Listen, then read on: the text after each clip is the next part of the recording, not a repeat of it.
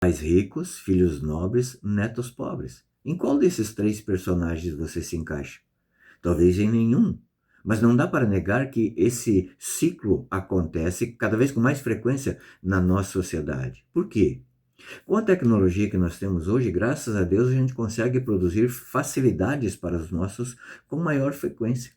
Mas muitas vezes a gente se preocupa tanto em produzir esses bens, esse capital para deixar para nossos filhos, que nós esquecemos de deixar o principal para eles, que é o nosso exemplo em buscar estar na presença de Deus. E estar na presença de Deus exige esforço.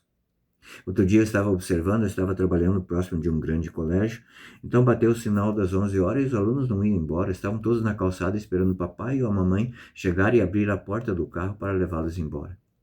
Sim, existe o problema da preocupação com a segurança, mas nós estamos preparando nossos filhos para lutar, para conquistar as coisas?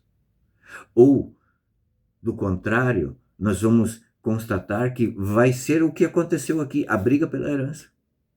Os filhos vão brigar entre si, né, até consumir toda aquela herança e depois acaba em nada. Tem uma historinha que conta que um homem construiu um grande império e no final da sua vida, então ele tinha dois filhos, reuniu os dois na beira da cama e disse: olha, eu estou para partir. E eu deixei um testamento, né, para repartir os bens entre vocês dois. Mas eu quero que vocês me prometam que jamais, jamais haverá entre vocês a discórdia por conta da herança. Os dois prometeram, juraram ao papai. Mas não foi muito tempo depois da morte do papai que aconteceu uma briga entre os dois. Um achava que o outro tinha ganhado mais. E aquela desavença acabou desunindo os dois, né? Cada um com a sua família, as famílias já não se visitavam mais. E quando um dos dois estava no leito de morte, o outro lembrou da promessa que tinha feito ao seu pai e pesou no coração dele. E ele foi então pedir perdão para o irmão dele. E sim, se perdoaram, mas ficou uma lacuna enorme para os filhos desses dois irmãos.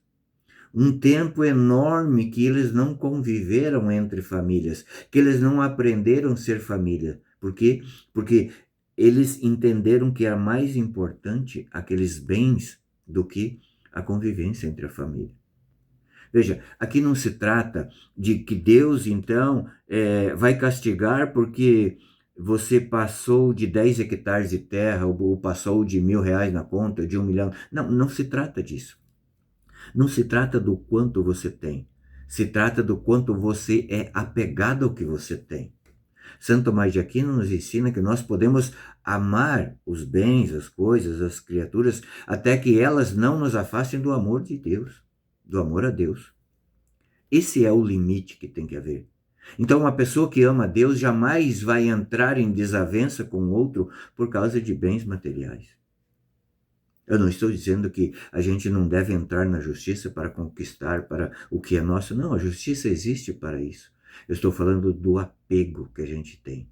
E deixa de viver o principal, que é a amizade entre nós, é o amor entre a família, muitas vezes, por coisas tão pequenas, coisas passageiras, que não vai valer a pena, né? Então Jesus conta a parábola daquele homem que tinha uma fazenda muito grande, produziu muito e, sim, ele pensou: eu vou ter que construir um armazém maior, porque agora a produção deu muito, e aí eu vou dizer para minha alma: ah, minha alma, agora está de boa, pode ficar de boa. Aqui, esse homem da parábola está dizendo que os dons que Deus deu para ele, eles não precisam mais se preocupar com nada agora. Mas nós temos um problema muito grande que o pecado original causou em nós, que é o pecado da concupiscência. Água parada serve para quê? Para criar mosquito. A água fica choca. O caminho da conversão, a gente costuma dizer que o caminho da conversão é quando a gente está indo para cá, a gente vai voltar para cá. Não, mas o caminho da conversão, ela é uma espiral, ela é sempre ascendência. Se você parar a força da gravidade, a força da gravidade da concupiscência, ela vai te arrastar para baixo.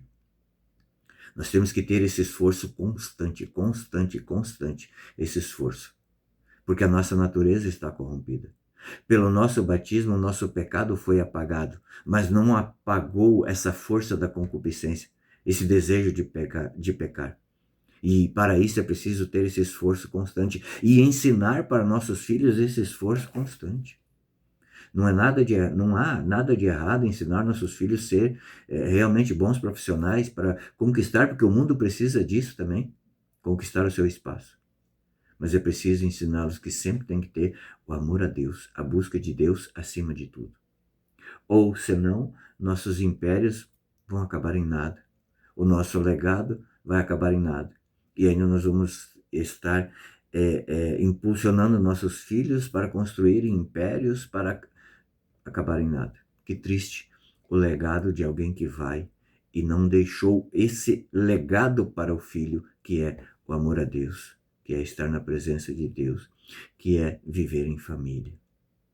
Não vale a pena. Não vale a pena desavenças na família por conta de herança. Não vale a pena. Não ensine seus filhos esses princípios. Ensine os teus filhos a viverem a amizade entre os seus, a viverem o amor. Honre os seus pais, os seus avós, amando os seus e ensinando as coisas boas a eles, ensinando as coisas de Deus para eles. As coisas de Deus, quanto mais a gente reparte, mais a gente tem. É engraçado, é o contrário das coisas do mundo. Não é assim?